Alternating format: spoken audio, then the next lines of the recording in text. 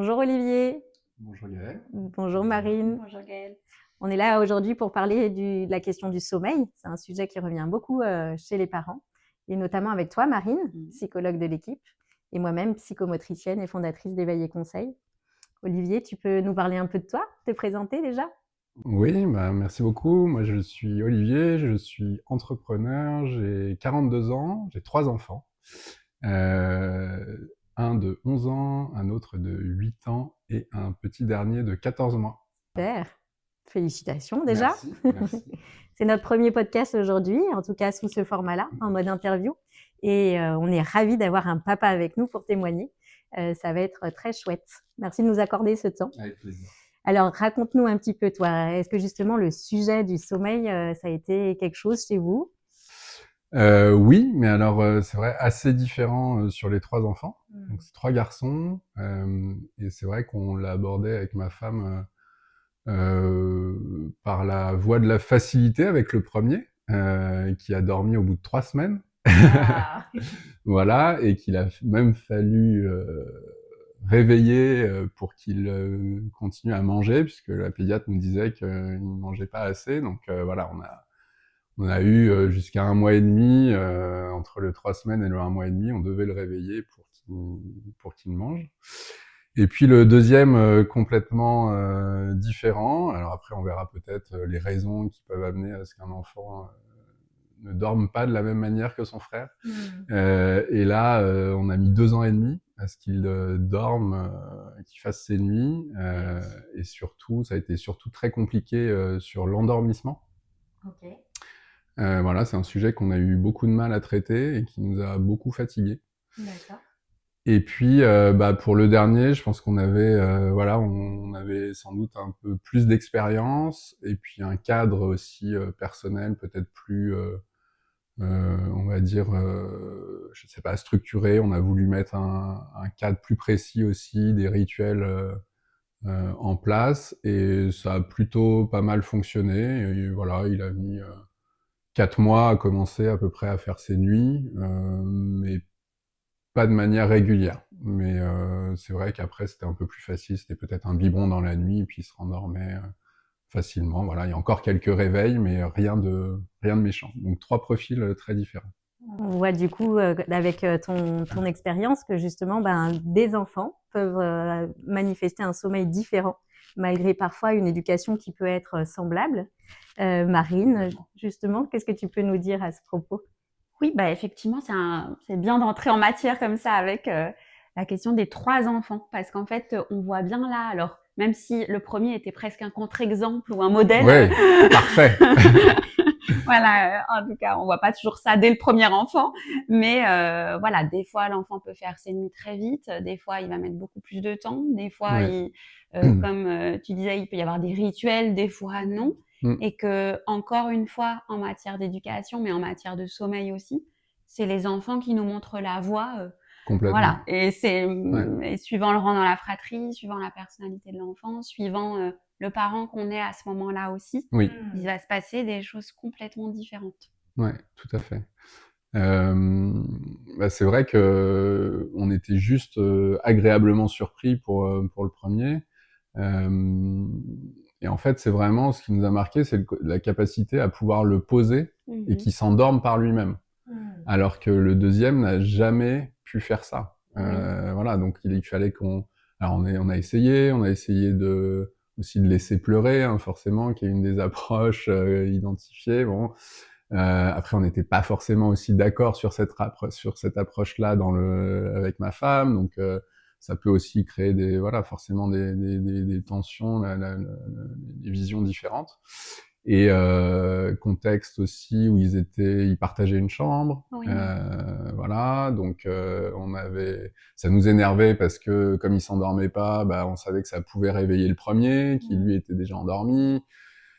Donc voilà, en fonction du cadre de chacun, ça peut être très différent. Et par contre, c'est sûr que c'était pas le même profil de dormeur que son frère. Et ça l'est resté pendant encore très longtemps, puisque quand je vous disais qu'il faisait ses nuits au bout de 2 ans et demi, oui, mais il a aussi fallu qu'il ait sa chambre 1 an après pour que définitivement ça soit réglé. Et encore, il y avait encore des appels un peu dans la nuit, on savait pas trop pourquoi, c'était toujours il y a un petit truc, une lumière, un truc.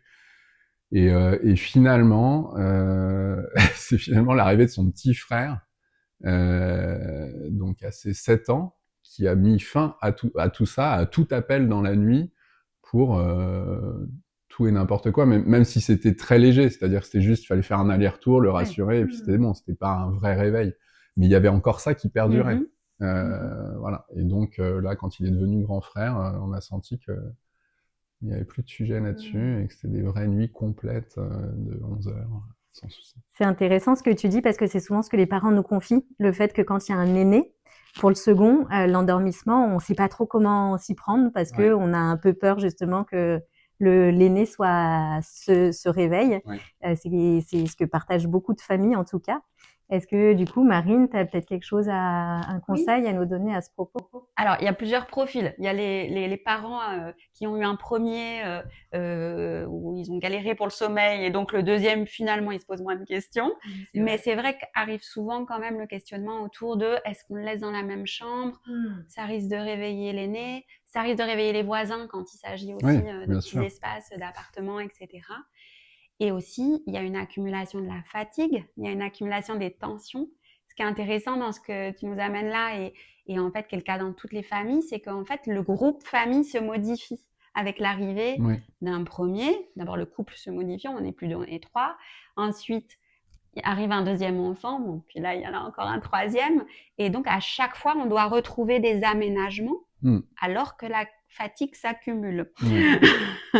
Donc, voilà, et que les tensions peuvent arriver ou réémerger, etc., éventuellement dans le couple, et qu'il faut trouver des nouvelles solutions à chaque fois.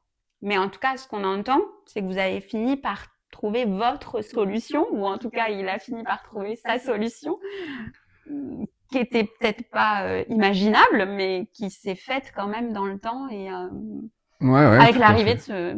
Oui, alors avec l'arrivée de son petit frère au bout de 7 ans, mais c'est vrai que c'est surtout le fait d'avoir sa chambre aussi, donc à ses 3 ans, là, c'était et demi, important. 3 ans et demi, qui là a vraiment aussi permis de régler la plus grande majorité des petits problèmes nocturnes qu'il pouvait avoir. Donc on considère, nous, qu'il a fait ses nuits à ce moment-là. Et ça, c'est une vraie première étape. Alors après, c'est pas pour autant... Enfin, ce qui est bizarre, c'est que c'est pas son frère qui le dérangeait et qui l'empêchait de dormir, puisque lui dormait très bien. Mais en tout cas, il y avait quelque chose, voilà, qui est peut-être, je sais pas, un cocon qui était pas assez sécurisant pour lui, ou je sais pas, voilà, on se demande toujours qu'est-ce qu'on a raté ou pas. Mais en tout cas, c'est sûr que pour les personnes qui ont la possibilité, là on l'a vu, une chambre chacun, évidemment c'est plus facile, mais nous on pouvait pas le faire puisqu'on était en appartement à ce moment-là. Voilà. Oui, mais ce qui est intéressant, c'est que là c'était la solution. Bon, après coup, on se dit que ça a été la solution, c'est ça qui l'a aidé, mais c'est pas sur le moment, on tâtonne en tant que parent, donc c'est normal aussi. Mais il y a des enfants pour lesquels, au contraire, on va dire, finalement, ils ont chacun leur chambre, tout va bien, il y a de l'espace. Et puis, on va dire, non, on va essayer de le mettre avec son frère ou sa sœur. Et c'est là que ça va mieux. Ah oui, c'est vrai, le cas inverse, bien sûr. Donc, en fait, c'est là où on voit bien que c'est l'enfant qui nous guide et puis on tente des choses. Et puis, à un moment donné, ça fonctionne. Mais pour ça, c'est tout un cheminement. Ouais. Il y a aussi le fait de le rapatrier un petit peu... dans notre lit avec nous, que ce soit au niveau de l'endormissement, ça c'est des solutions qu'on avait identifiées. Pareil, bon, on n'était pas toujours d'accord sur le fait de faire ça avec ma femme, mais par moment on était obligé de s'y résigner, et c'est ce qui permettait de le rendormir la nuit ou de l'endormir au moment de l'endormissement. Et on est même, pour tout vous dire, on est même passé par de la poussette dans le salon pour l'endormir. Tellement on savait plus quoi faire. Donc on est passé par là, faire des tours dans le salon, et on s'est dit mais où est-ce qu'on est arrivé? Ce que tu partages, c'est ce que partagent beaucoup de familles finalement. C'est que au final, dans cette période difficile où on cumule de la fatigue, les parents, ils cherchent des solutions. Ouais. Et donc, du coup, ils vont passer, comme le dit Marine, hein, par plusieurs étapes où on va aller chercher quelle est la voie et sur laquelle on va trouver un accord et où l'enfant, finalement, va pouvoir répondre à tout ça, finalement. Et c'est vrai que c'est plein de questions qu'on a dans cette période-là. Est-ce que vous, il y a des questions particulières que vous êtes posées? Est-ce que vous avez essayé plusieurs méthodes aussi? Comment? Ouais, bah comme je te dis, on a essayé voilà de le laisser un peu pleurer dans sa chambre jusqu'au moment où ça réveillait son frère. Donc là, on était obligé de le prendre. Après, on s'est dit bah on va l'endormir dans notre chambre au calme. Ça fonctionnait. Mais du coup, voilà, nous aussi on était fatigués, donc on venait à s'endormir avec lui. Donc finalement, tu passes 1 heure, tu te réveilles 1 heure et demie après, il est déjà 10h, 10h30, et puis en fait, bah, il faut déjà redéplacer l'enfant, donc sans qu'il sans qu'il se réveille. Ça allait à peu près, mais toi, c'est une autre soirée qui commence parce que du coup, tu as un regain d'énergie, du coup, tu te couches plus tard. Donc ça, c'est pas la meilleure solution. Bon, la poussette dans le salon, voilà. En tout cas, ce que je peux dire par rapport au troisième, qu'on a réussi à faire et qu'on n'arrivait pas, de par notre organisation personnelle, mais professionnelle surtout, avec des arrêts, des retours du travail parfois, avec des heures un petit peu différentes, c'est le coucher à la même heure. C'est vraiment, enfin voilà, j'invente rien, mais le rituel du coucher, ça c'est quelque chose, mais déjà d'avoir ce repère à aller à 10 minutes, un quart d'heure près, pour dire c'est l'heure du coucher. Là, on l'identifie bien avec Sacha, notre dernier. On pense que vraiment ça l'aide et on considère qu'il rate jamais son train, presque. Alors que sur le deuxième, on avait beaucoup plus d'amplitude sur l'heure du coucher et on pense que ça nous desservait aussi à ce qu'il puisse s'endormir avec des repères et à la même heure. Donc souvent on a considéré qu'il avait raté son train. Et Théo, il avait des cycles, il me semble me souvenir, de 45 minutes ou 1 heure et demie. Donc, on savait que si on avait raté ça, bah, on pouvait pas l'endormir pendant 45 minutes, c'était sûr. Et souvent, c'était plutôt l'heure et demie qu'on passait à l'endormir le soir. Oui. Mais est-ce que les rituels l'auraient aidé? Bah, voilà, a posteriori, maintenant, je me dis que oui. En tout cas, si on avait eu ce créneau plus précis et ramassé d'heures de coucher, je pense que oui, ça l'aurait aidé. Et effectivement, plus de rituels. Là, le dernier, voilà, quand on le monte pour le coucher, on a un peu les mêmes phrases, on dit la même chose, on dit au revoir les frères, au revoir papa ou au revoir maman, avec les mêmes phrases, et il le sait tout de suite, il sourit, et il est presque content de ça. Donc oui, ça, je pense que quand on peut appliquer ça.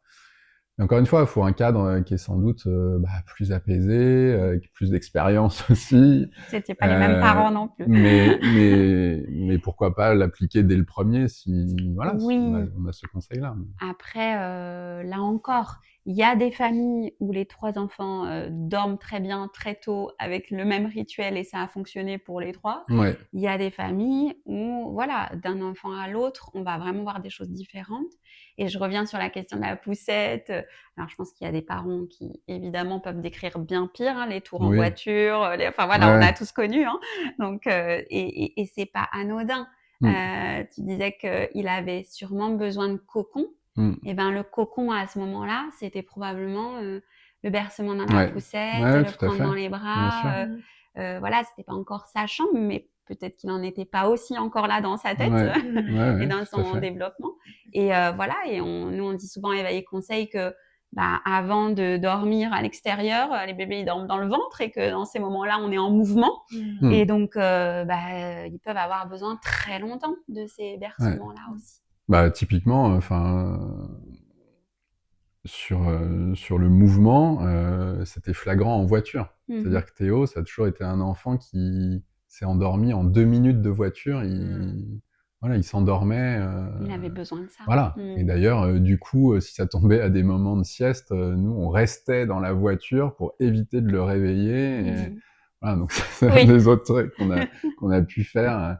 Mais oui, ne pas risquer de réveiller pendant la sieste, donc on restait dans la voiture avec lui pendant 1 heure, le temps qu'il finisse, quoi. Il y a toute la partie sensorielle là que vous évoquez tous les deux.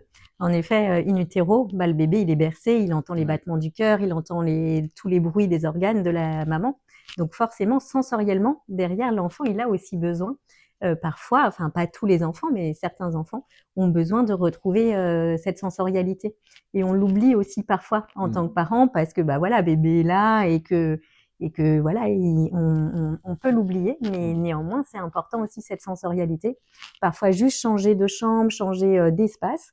Aussi l'air est différent, la température va être différente et bah, le bébé peut aussi se réveiller.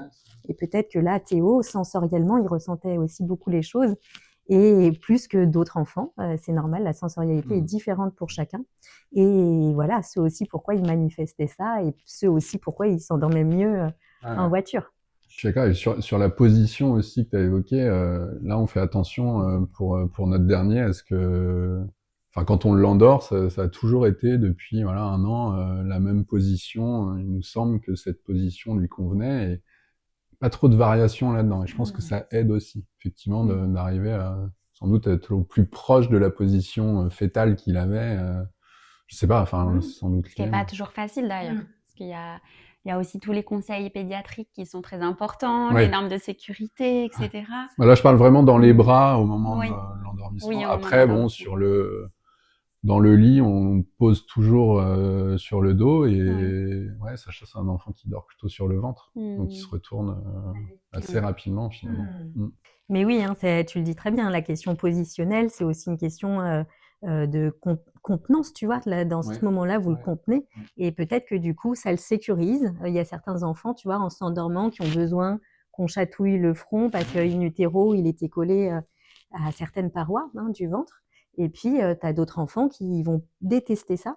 Donc voilà, ça montre à quel point cette sensorialité peut jouer et que les positionnements, en effet, vont avoir un impact. Et puis, ça rentre dans un rituel.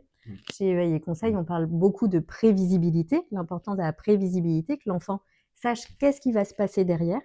Et donc, du coup, si tu as toujours finalement la même manière de procéder, l'enfant sait qu'ensuite, bah, tu vas le déposer dans son lit et que ça va le sécuriser. Ça marche pour certains enfants et comme tu le disais tout à l'heure, en général, ça marche souvent, mais pour certains enfants, ben, on ne sait pas pourquoi. C'est rituel, c'est pas suffisant. Mais la majorité du temps, bah, souvent, ça fonctionne. Et puis après, voilà, il y a ces enfants pour qui ça fonctionne pas, mais ça ne veut pas dire qu'il n'y aura pas d'autres choses qui vont fonctionner derrière. Ce qui est touchant aussi, ce que tu as évoqué, c'est la question de l'observation.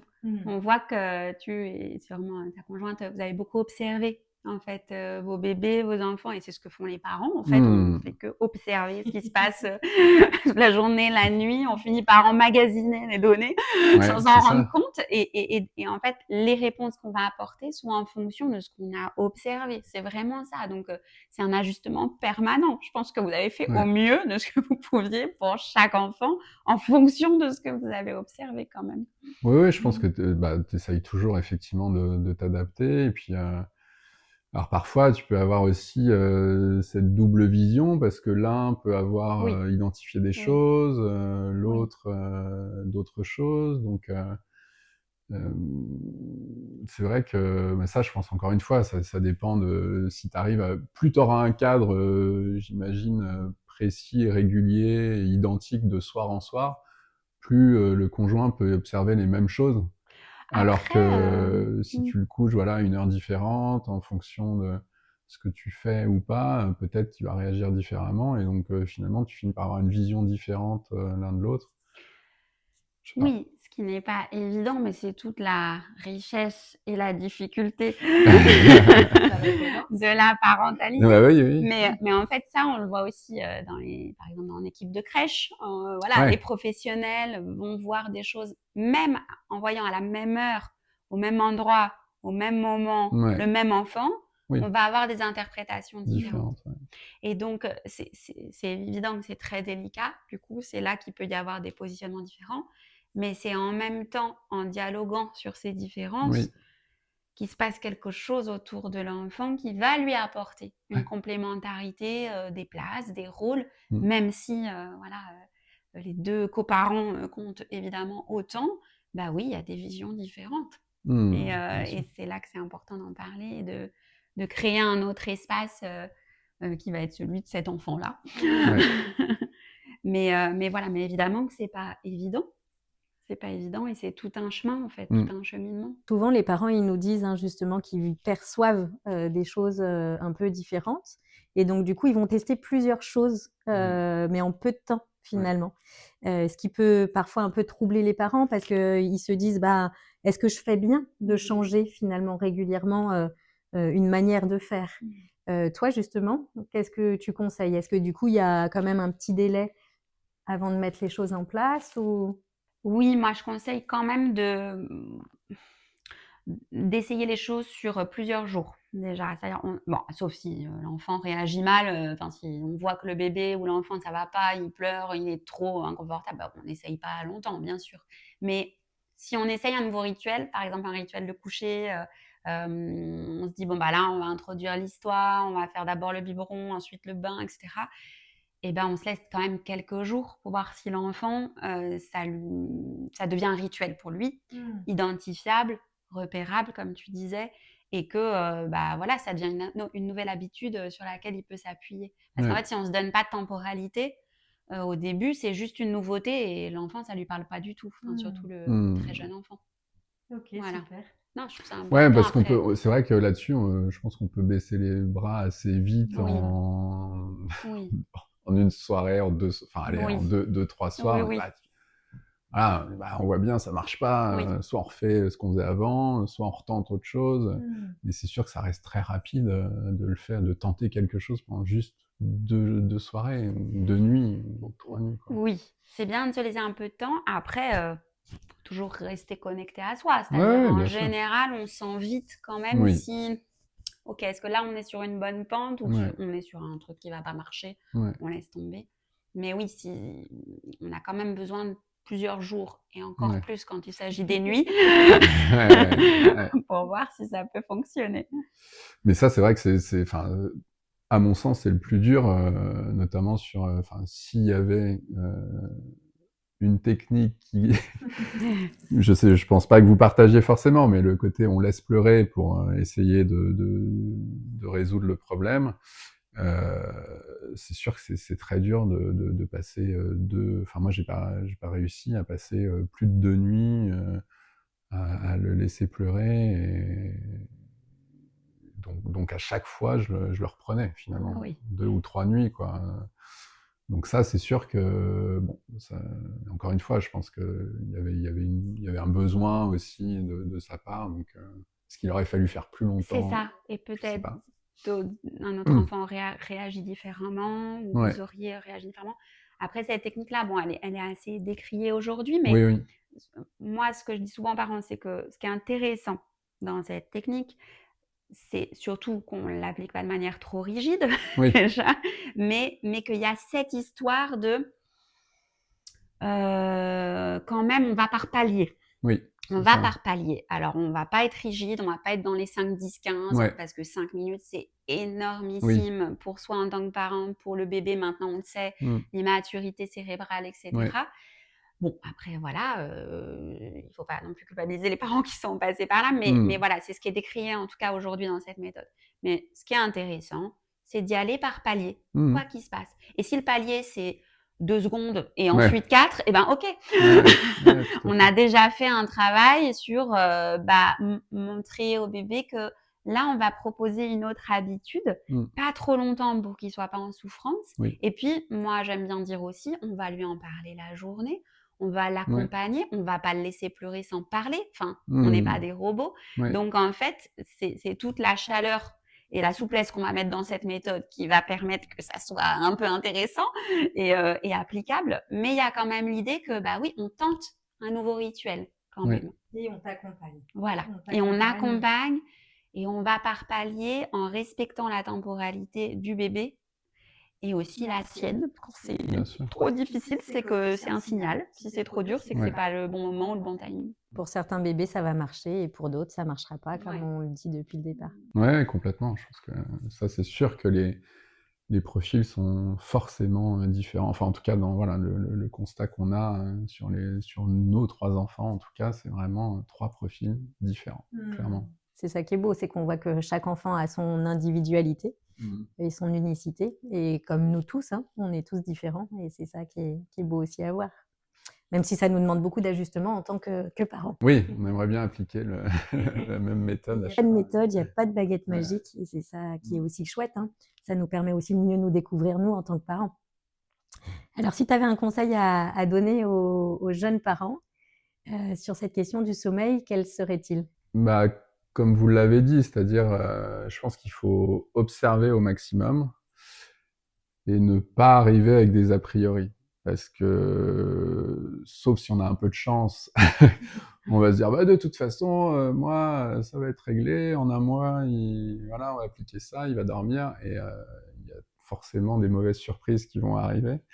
Donc, je pense qu'il faut aussi, et c'est marrant, c'est ma femme qui disait ça il y a quelques jours, mais en fait, je pense qu'il faut partir du principe qu'on part pour 2 ans, sans doute, peut-être, compliqué au niveau des nuits et du sommeil en tant que parent. Peut-être un peu plus, peut-être un peu moins, mais je pense qu'il faut se dire que voilà, il faut un peu se préparer à ça et pas croire que parce qu'on a entendu le voisin, parce qu'on a entendu les amis, qui a dormi au bout d'un mois, 2 mois, 3 mois, 4 mois, que c'était facile, qu'il faut quand même avoir une vision dans la longueur d'un sommeil qui va ne plus être le même que celui qu'on avait avant d'avoir l'enfant ou avant d'avoir un deuxième ou troisième. Donc, et ça, je pense que si on se prépare mentalement à ça, déjà l'approche elle est différente parce que sinon, au bout de 2 mois, on va dire ah, il dort toujours pas, au bout de 4 mois, on va dire ah, il dort toujours pas. Alors que si on se dit que c'est 18 ou 24 mois, bah, ça sera forcément un peu une bonne surprise. Alors après, c'est sûr que c'est la fatigue qui prend vite le dessus et qui nous fait avoir envie que ça se passe bien sûr plus vite. Donc ça, ce serait mon premier conseil. Après, le deuxième, c'est que je pense qu'il faut avoir en tête que pendant les 6 premiers mois, il faut changer son rythme de vie par ailleurs. C'est-à-dire qu'on peut pas continuer, surtout, je dis ça surtout pour les jeunes parents qui ont leur premier enfant, on peut pas imaginer continuer à vivre la même vie, c'est-à-dire sortir, avoir une hygiène de vie où on rentre tard, où on décale, où justement on est... Et je dis ça pour le week-end, pas forcément la semaine, parce que la semaine, voilà, ça change très vite, mais le week-end, on peut avoir envie de... Bah, en fait, je pense que ça fonctionne pas. Et donc, moi, je l'ai vu, voilà, l'année dernière, ne serait-ce que... voilà, j'ai fait un dry, pas de January, mais un dry pendant 6 mois parce que je préparais une course et finalement, ça a été sans doute le meilleur moment pour faire un dry de 6 mois parce que j'ai ressenti que je n'avais pas la fatigue des quelques verres qu'on peut prendre, voilà, en soirée parfois, le lendemain au réveil ou dans la nuit. Et ça m'a grandement aidé à être le plus en forme possible pour gérer cette période qui n'est pas une période habituelle de la vie. Et qui, voilà, donc si on cumule sommeil sans changer un peu son rythme ou modérer un peu, bah, je pense que ouais, on se tire un peu une balle dans le pied. Donc accepter ce changement-là aussi. Que nous aussi, en tant qu'adultes, on a des nouveaux rituels à ce moment-là. Ouais, je pense. Ouais, je pense. Et faire du sport, même si on est crevé, je pense que faire du sport, voilà, courir 1 ou 2 fois par semaine, par exemple, ou quel que soit le sport, ça peut vraiment aider. Même s'il y a des moments où on se dit ah, je suis tellement fatigué que j'ai pas envie, bah, je pense qu'au contraire, ça rajoute de l'énergie pour gérer l'enfant. Et après, oui, bah, on l'a évoqué, mais le rituel, quoi, le cadre, notamment de cette heure de coucher, je dirais au quart d'heure près, d'avoir à se dire, voilà, c'est 20h, bon, bah, ça peut être 20h moins le quart, enfin, 19h45 si on sent qu'il est fatigué, ou 20h15 si on est un petit peu en retard ou quoi. Mais maximum dans ce créneau-là, voilà, on va dire une demi-heure, pas plus, parce qu'après, je pense qu'ils peuvent rater leur train et ça peut modifier. Et pour recaler, après, ça peut être 1, 2 journées ou plus pour recaler tout ça. Eh ben, merci pour ces conseils pour les familles. Merci pour ce temps. Merci. À vous deux. C'était hyper intéressant et passionnant. Et on se retrouvera pour un prochain podcast autour des premiers mois de bébé. Merci Olivier. Beaucoup. Merci Marine. Merci.